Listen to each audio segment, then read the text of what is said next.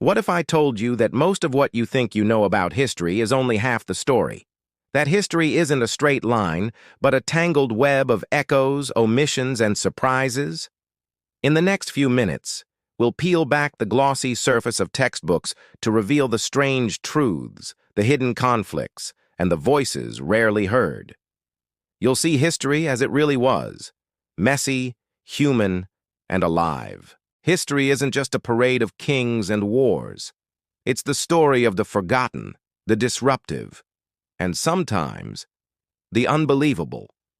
Like a young French aristocrat who changed the world with words, not weapons, or a queen forced from her throne who became a prophet to an empire. These aren't just tales. They're threads in a tapestry that few ever get to see. Welcome to True History in Minutes, where everyday objects reveal their hidden past. Let's start with a story that seems too ironic to be true.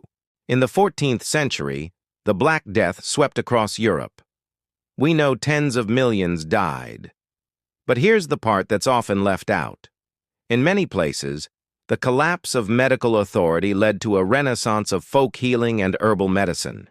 In Italy, when official doctors fled the cities, itinerant herbalists, often women who had been pushed to the margins, filled the void. Decades later, some of their practices were absorbed into academic medicine. A catastrophe ended up shifting power from the elite to the grassroots, something you won't find in most textbooks. Centuries later, the age of empires would carry even more hidden histories. Consider the British East India Company. We see it as a trading corporation, but in reality, it was a state unto itself. It ruled territories, minted its own coins, and raised armies. In 1757, at the Battle of Plassey, a single company officer, along with hundreds of Indian soldiers known as sepoys, betrayed a local ruler. The company didn't just win a battle that day. It won the right to control Bengal's revenue, creating the template for colonial rule.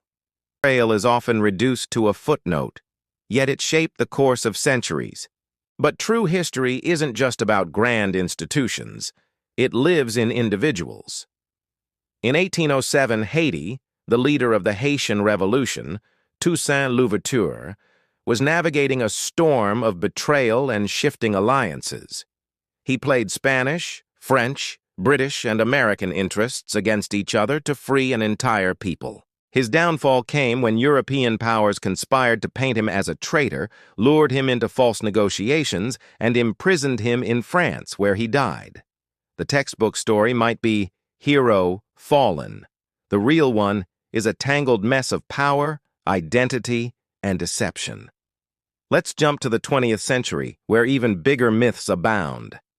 You've probably heard that the Cold War was a straightforward standoff between East and West. But for many newly independent nations, the Cold War was a brutal civil war. In Angola, for example, 3 movements fought for power. But those acronyms masked ethnic tensions, rivalries between Cold War donors, and deep local grievances. Foreign powers poured in fuel, then stood back and claimed the moral high ground. In these places, the Cold War was anything but cold. Even the story of technology and progress has its dark corners. The internet is usually presented as a noble march of innovation. But in its early days, it was guided by the military and intelligence agencies. Some protocols were designed not for openness, but for control and surveillance. Who decided which countries got access? Which languages were supported? Which communities were left out? Behind the utopian dream lay powerful players testing their control over information. So-called progress often comes with invisible strings attached. Now, a crucial question. How is history actually written, and whose voices get heard? Look at the American Civil War. Popular memory celebrates the bravery of Union troops and the moral victory of emancipation. That's part of the truth. But for millions of African Americans, the war's aftermath brought terror, lynchings, and Jim Crow laws. The Reconstruction period, which promised equality, was violently crushed. Many textbooks gloss over decades of this racial terrorism. A false narrative, the lost cause, rose up to bury those stories. The history of the war is incomplete without acknowledging the suppression of black voices and the battles that continued long after the battlefield. Here's another twist. Historians are not just scholars, they are storytellers with biases and goals. A historian in the 19th century British Empire might write about India as a land to be tamed and civilized. A nationalist historian in post-colonial India might reframe the same events as heroic resistance. Each one chooses which facts to highlight and which to ignore. Even the documents themselves are biased, usually produced by the victors or the state. True history requires us to read between the lines, to notice the silences and contradictions. So when you watch a documentary or read a textbook, ask yourself, who wrote this? Who benefited from this version of events? And who is silent? Because sometimes what looks like an empty space is actually a story that's been actively suppressed. Take the story of women in history. For centuries, empires were chronicled by male generals and statesmen. But women often held immense power behind the scenes as regents, advisors, healers, and spies. Their names vanish into footnotes. The same is true for peasants, minorities, and indigenous peoples.